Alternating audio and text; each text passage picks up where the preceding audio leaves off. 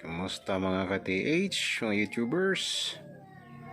Update na naman tayo guys sa bago kong ginawang pulse induction metal detector. Ayan siya guys. Circuit, double D coil. 15 inches yung coil nito guys. Yung sukat niyan. Ayan guys, sukatin natin para makita nyo. Sobrang laki niya. Ayan. Ito naman 15 inches yan. Ayan. Ang feature nito guys, mayroon siyang threshold, ground balance, frequency adjust, sensitivity control, at discriminator. So, maglagay tayo ng maraming metal dito sa loob guys. Para kunwari highly mineralized ground effect siya. So lagyan natin ng copper.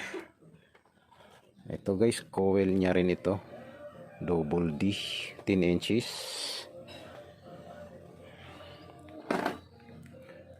Yan. So on muna pala natin. Ayan guys, ayan yung tunog niya. So, stable pa rin siya guys kahit may metal na siya sa loob. Kasi naka ground balance na yan guys. So, kahit gaano karami yung ilagay natin ng mga metal dyan. Itik niya yung cellphone ko. Ayan. So, hindi siya ma-distract. Ayan. So, dagdagan pa natin ang mga metal.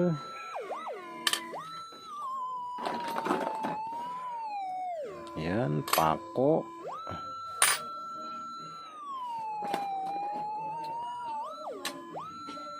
Takip, panglinis ng kuko.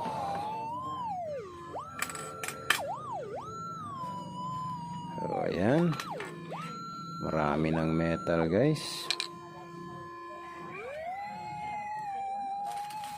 So stable pa rin siya. So ayan guys, yung sample natin guys, ayan itong gold earring at saka gold ring at saka isang coin. So try natin yung gold earrings kung kaya niya pa i-detect guys. Ayan, detect niya guys.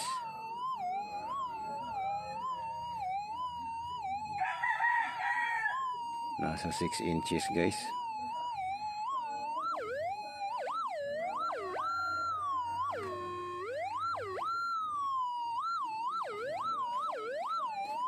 So yan, itong gold ring.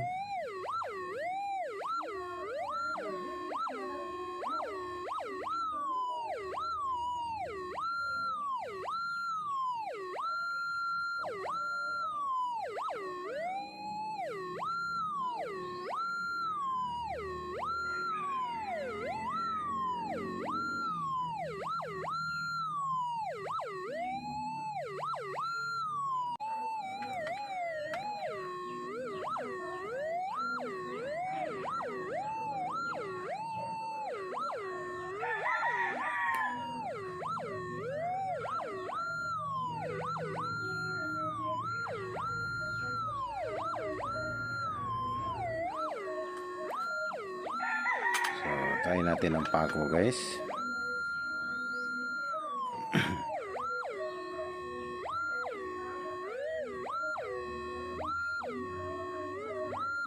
So yun ang kaibahan ng ferrous metal guys.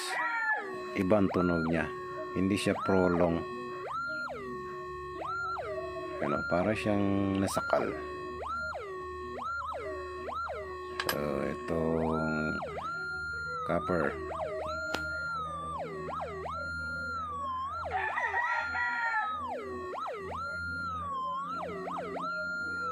so ganyan ang tunog guys. Gold ring,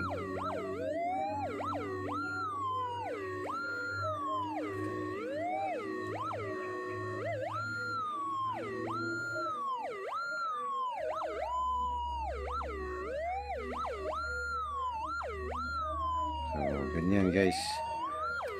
Pako.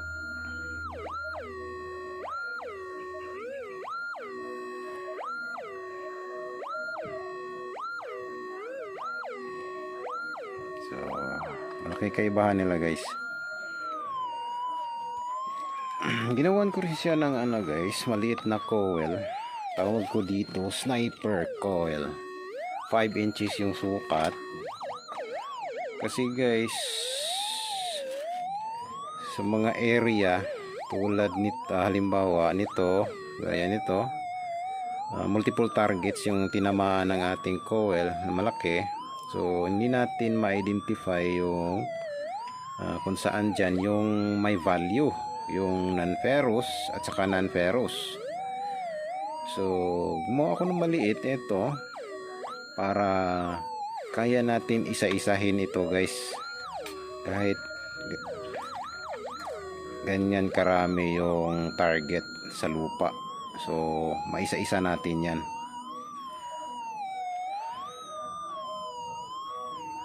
Kasi itong malaking coil guys, hindi to hindi ko siya recommend sa sa mga for jewelry. Ito recommended ko for jewelry. Ito pang pang yung malaking target. Halimbawa yung mga doon sa yung malalim na target at malaking target.